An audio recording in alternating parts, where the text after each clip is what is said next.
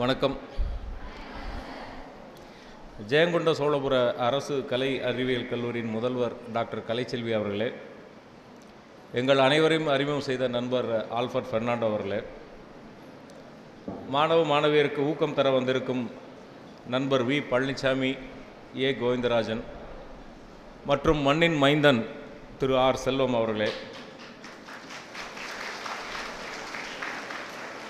மாணவர்களை போட்டித் தேர்வு எழுதுவது எப்படி என்று வழிகாட்ட வந்திருக்கும் திரு தா தியாகராஜன் அவர்களே, பெத்த வண்ணாரசு அவர்களே, முனைவர் ராமமூர்த்தி அவர்களே, மாணவ மாணவியரே அனைவருக்கும் எனது வணக்கம்.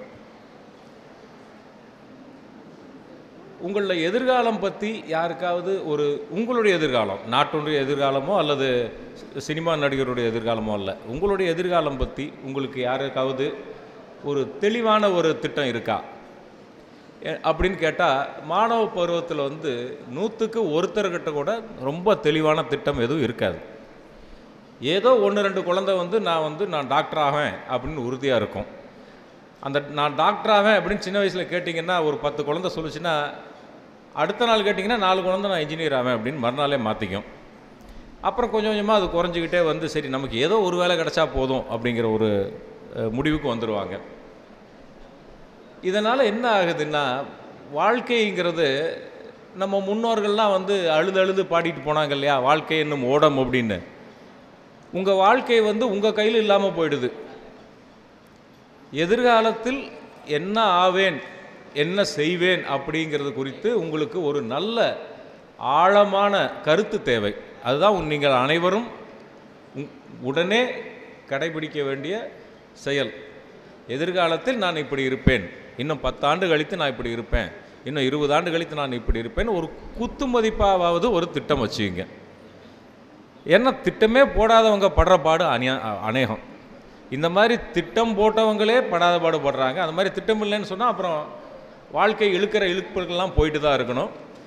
அதன் விளைவாக உங்களுடைய ஆண்டுகள் வீணாகும், முயற்சி வீணாகும், உழைப்பு வீணாகும். அடுத்தாப்புல இந்த பயிற்சி முகாமோட நோக்கம் என்ன? அடுத்த தலைமுறைக்கு, அதாவது உங்களுக்கு அரசு பணிகள் தேர்வு பெறுவது எப்படி, அரசு பணிகளை பெறுவது எப்படி அப்படின்னு வழிகாட்டுறதுக்கு தான் இந்த முகாமோட நோக்கம். அரசு பணிங்கிறது அவ்வளவு இன்றியமையாததா? பொதுவாக மாணவருடைய அரசு பணி குறித்து ஒரு நல்ல கருத்து இல்லை. ஒரு சில பணிகள் குறித்து கருத்து இருக்குது, ஆனால் பிற அரசு பணிகள் குறித்து நல்ல ஒரு கருத்தே இல்லை. அதன் காரணம் என்ன? அதன் காரணம் என்னன்னா, மாணவர்களுக்கு அரசு என்பது குறித்தான ஒரு ஐடியா, ஒரு தெளிவான கருத்து இல்லை. அவர்களை அரசு அதிகாரிகளோட அவர்களை சந்திக்கவோ அவங்க பேசுகிற கேட்கவோ வாய்ப்பு கிடைக்கிறது இல்லை. அப்படி வாய்ப்பு கிடைச்சாலும் அதெல்லாம் எதிர்மறையான வாய்ப்பாக தான் இருக்குது. மீறி போனால் ஏதாவது ஒரு ஆஃபீஸில் போய் ஒரு சர்டிஃபிகேட் வாங்கிட்டு வாங்குறாங்க, அங்கே போனால் 2 நாள் அதுக்கு அலைய வேண்டி இருக்குது. இந்த 2 நாள் அலைஞ்சதுக்கு பிறகு மாணவன் மனசில் அரசு அதிகாரிகளை பற்றி ஒரு நல்ல கருத்தை இருக்காது. அப்படி அல்ல. ஒரு குடும்பம் வளர்ச்சி பெறும்போது அந்த குடும்பத்துக்கு ஒரு தலைமுறைக்காவது அரசு பணி என்பது மிக மிக இன்றியமையாதது. என்னுடைய அனுபவத்தை சொல்கிறேன். என்னுடைய நண்பன் ஒருத்தர் தான் பள்ளி பருவத்தில் சிறந்த நண்பன், நல்ல அருமையான படிப்பாளி, நல்லா படித்தான். படித்த பிறகு டிகிரிக்கு வரும்போது பிரச்சனை வந்துச்சு. என்னென்னா, அவங்க அப்பா நான் இன்ஜினியரிங் படிக்க வைக்க மாட்டேன், அந்த காலத்தில் இன்ஜினியரிங் ரொம்ப செலவு, நான் இன்ஜினியரிங் படிக்க வைக்க மாட்டேன், நீ ஏதாவது ஆர்ட்ஸ் எடுத்துக்கோ அப்படின்னாரு. பையன் கெமிஸ்ட்ரி ரொம்ப பிடிக்கும், விருப்பப்பட்டு தான் எடுத்தான். பிஎஸ்சி கெமிஸ்ட்ரி பல்கலைக்கழகத்தில் முதல், அருமையாக படித்தான். பிஎஸ்சி முடிச்சுட்டு எம்எஸ்சி சேர வேண்டிய நேரத்தில் அவரோட தந்தையாரோட தொழிலில் ஒரு நஷ்டம், ஒரு சுணக்கம் வந்துடுச்சு. தந்தையார் சொல்லிட்டார். கேட்கலையா? ஓகே. இப்போ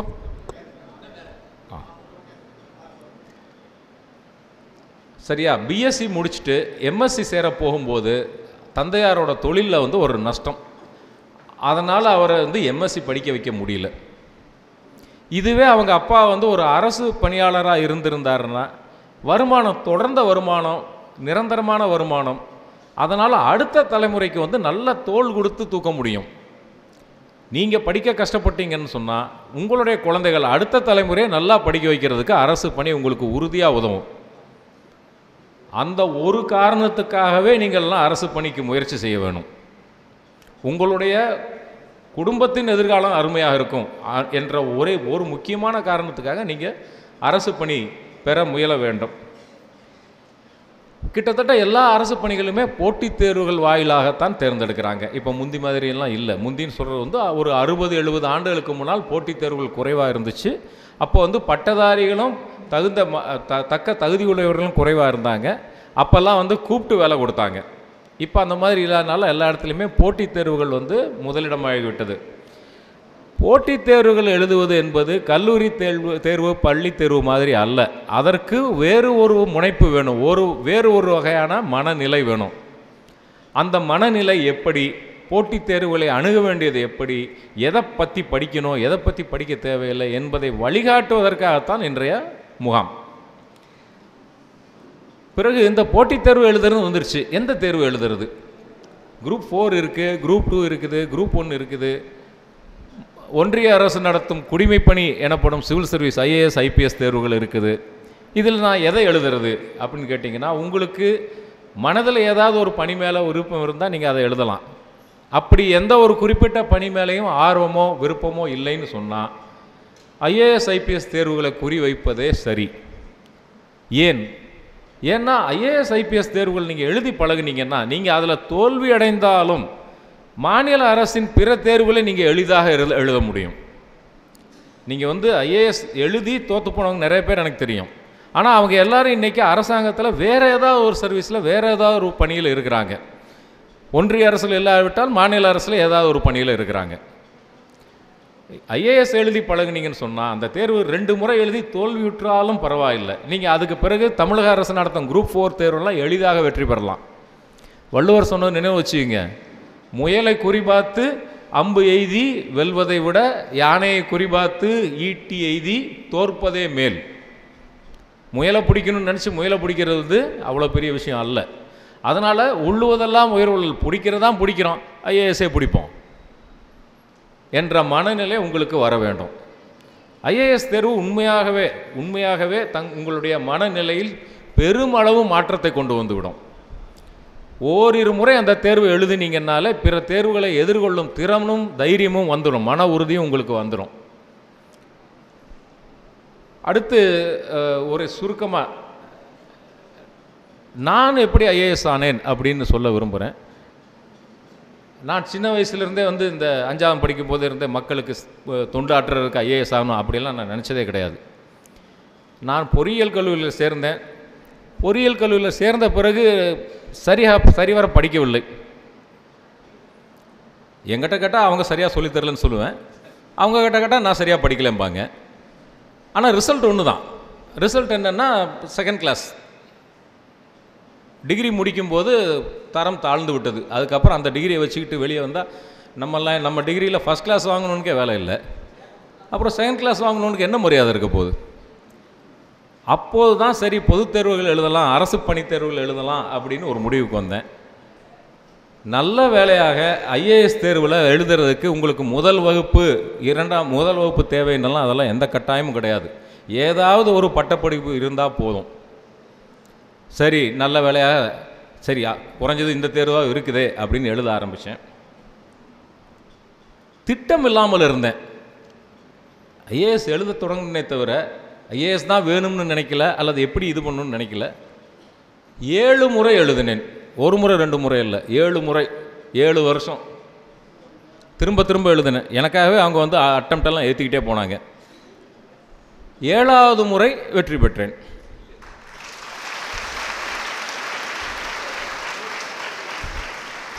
சரியா? அதனால் திரும்ப எழுதுவது ஒன்றும் இழிவு அல்ல. வழக்கமாக சொல்லுவாங்க கஜினி முகமது மாதிரி படையெடுக்கிறாருன்னு. நான் பாதி கஜினி முகமது. இருந்தாலும் IAS கொடுத்தாங்களா இல்லையா, சம்பளம் கொடுக்குறாங்களா இல்லையா, எத்தனை முறை எழுதுனேன்னா கேள்வி. இன்றைக்கி நான் ஒரு அலுவலகத்துக்கு போனேன்னா, சார் நீங்கள் எத்தனை தடவை எழுதிட்டு வந்தீங்க இந்த பரீட்சை அப்படின்னு தான் கேட்குறாங்க. அதனால் ஒரு முறை தோல்வியுற்றால் இருமுறை தோல்வியுற்றாலாம் மனம் தளரக்கூடாது, திரும்ப திரும்ப முயற்சி செய்யணும். அப்படி உங்களுக்கு ஒருவேளை மனச்சோர்வு வந்துச்சுன்னு சொன்னால் நீங்கள் வேறு ஏதாவது ஒரு தேர்வையும் கூடவே எழுதுங்க. அதில் ஒரு பணி கிடச்சிருச்சுன்னா அந்த பணியில் சேர்ந்துங்க, தொடர்ந்து எழுதுங்க. இப்போ இங்கே இருக்கிற நாங்கள் அனைவருமே வேறு ஏதாவது ஒரு பணியில் சேர்ந்து அதில் தொடர்ந்து அப்படியே அந்த பணி செய்து கொண்டு இருக்கும்போதே திரும்ப IAS எழுதி தான் தேர்வு பெற்றிருக்கிறோம். ஆக வேற ஒரு பணி செய்து இந்த தேர்வில் வெற்றி பெறுவதுங்கிறது முடியும், மனசில் வச்சுக்கோங்க.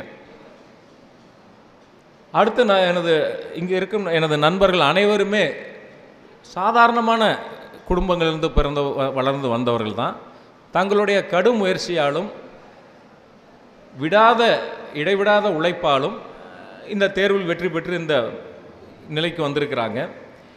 இந்த தேர்வுகளில் வெற்றி பெறுவதற்கு கடுமையான முயற்சி தேவை.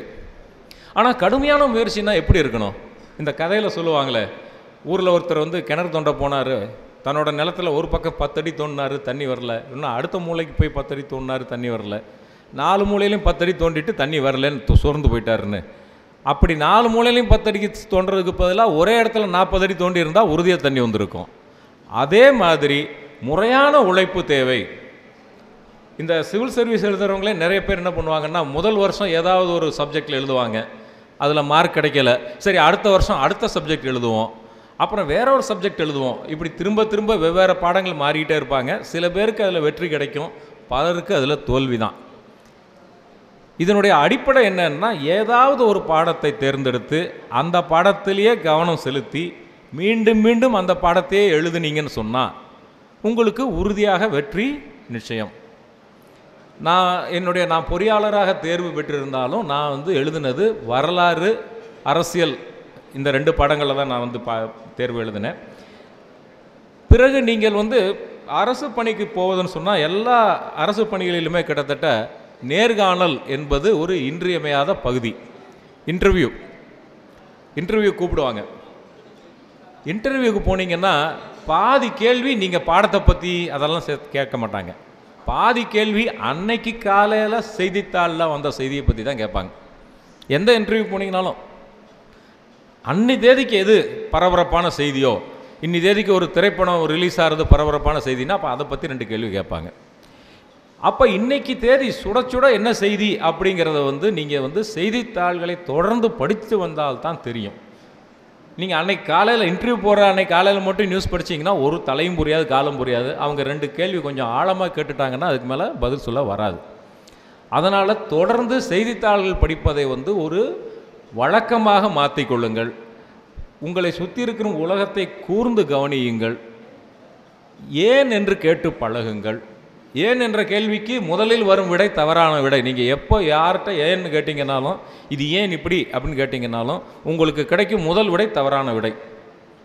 திரும்ப திரும்ப கேளுங்கள். பல கேள்விகளை நீங்கள் கேட்க வேண்டியது உங்களுக்குள்ளாகத்தான். பல கேள்விகளை நீங்கள் கேட்டுக்கொள்ள வேண்டியது உங்கள் மனசுக்குள்ளாகத்தான். உங்களுக்கு கிடைக்கிற விடையே இறுதியான விடை, அதுதான் உறுதியான விடையும் கூட. இன்றைய முகாமில் உங்களுக்கு இதை பற்றிய அறிமுகம் தருவாங்க. இன்றைய முகாமில் கலந்துக்கிட்டிங்கன்னா நாளை காலையில் நேராக போய் ரயிலை பிடிச்சி போய் பரிசு எழுதலான்னு அர்த்தம் கிடையாது. உங்களுக்கு இந்த பக்கம் போகலாம் அப்படின்னு வழிகாட்டி மரமாக நாங்கள் இன்றைக்கு உங்களுக்கு வழிகாட்டுகிறோம். அந்த பாதையில் தொடர்ந்து சென்று அந்த பாதையில் உள்ள கற்களையும் முட்களையும் அகற்றி முன்னேறி வெற்றி பெற வேண்டியது உங்கள் கடமை. வாழ்க வளமுடன், வாழ்க தமிழ். வீடியோ உங்களுக்கு பிடிச்சிருந்தா லைக் பண்ணுங்க, ஷேர் பண்ணுங்க, சப்ஸ்கிரைப் பண்ணுங்க, கமெண்ட் பண்ணுங்க, பெல் ஐக்கன் பிரஸ் பண்ண மறந்து போயிடாதீங்க. அப்பதான் நாங்கள் போஸ்ட் பண்ற வீடியோவோட நோட்டிஃபிகேஷன் உங்களுக்கு வரும்.